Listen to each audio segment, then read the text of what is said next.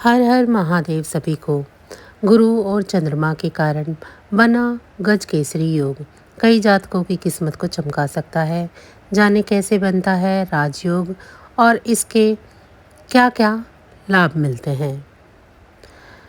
वैदिक ज्योतिष शास्त्र के अनुसार जातक के जन्म के समय ग्रह और नक्षत्रों की स्थिति के हिसाब से कुंडली बनाकर उसके भविष्य के बारे में कई बातें बताई जाती हैं।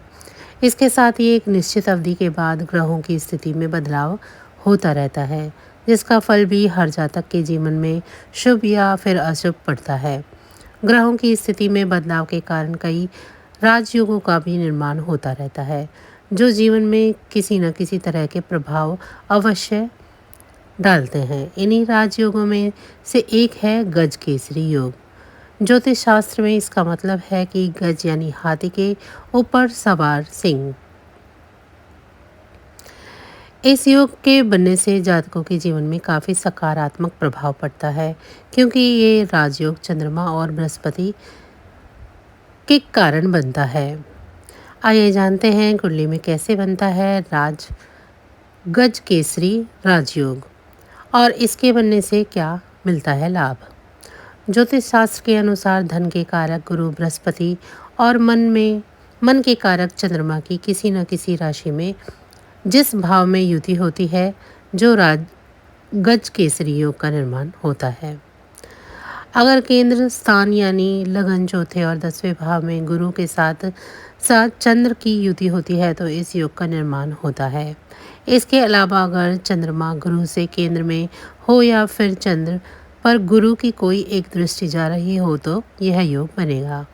इसके साथ ही गुरु बृहस्पति अपनी उच्च की राशि चंद्र के साथ हो तो ये चंद्र उच्च राशि में गुरु के साथ हो तो गज केसरी योग का निर्माण होता है।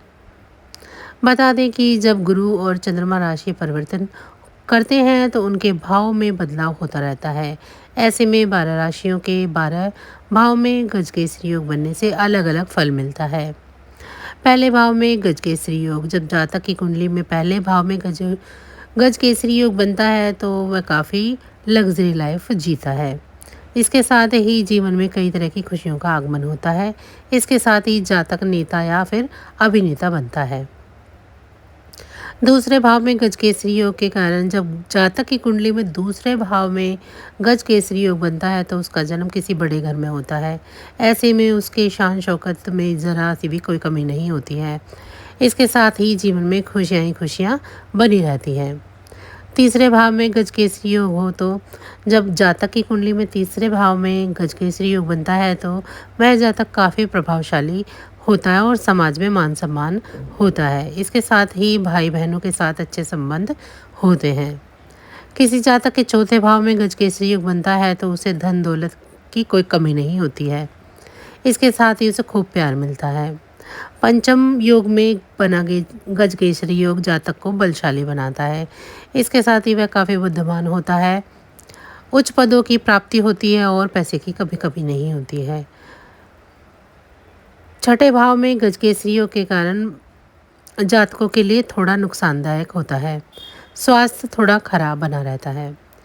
अगर सप्तम भाव में गज केसरी योग हो तो इस भाव को पार्टनर का माना जाता है। अगर आपकी कुंडली में गज केसरी योग बन रहा है तो आपका जीवन साथी उच्च पद पर होगा।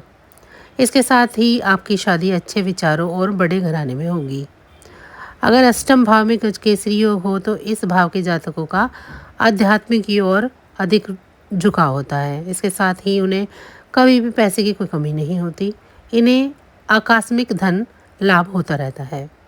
नवम भाग में गज केसरी योग हो तो इस भाव में भाग्य का भाव माना जाता है।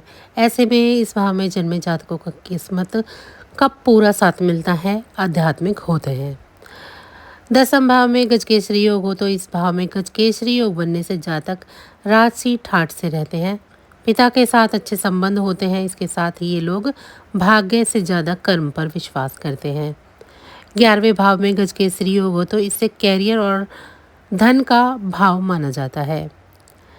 ऐसे में इस भाव में गजकेसरी योग बनने से अथाह धन की प्राप्ति होती है। इसके साथ ही अपनी मेहनत के फल से हमेशा सफलता के साथ खूब धन लाभ कमाते हैं। अगर 12वें भाव में गजकेसरी योग हो तो किसी व्यक्ति के 12वें भाव में बनता है गजकेसरी योग तो इसे कमज़ोर माना जाता है। ऐसे में ये लोग काफ़ी परेशान रहते हैं। तो बस ये थी आज की जानकारी कि अगर किसी राशि में गज केसरी योग बन रहा हो तो क्या क्या होता है। तो बस आज की जानकारी इतनी ही थी। फिर मिलेंगे हम आपको ऐसी ही किसी अन्य जानकारी के साथ अगली वीडियो में। तब तक अगर आपको मेरी ये जानकारी अच्छी लगी है तो वीडियो को लाइक करें।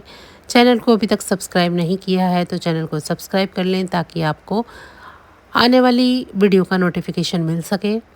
इसी के साथ भगवान भोलेनाथ की कृपा दृष्टि आप सभी पर सदैव बनी रहे। आप सभी का बहुत बहुत धन्यवाद।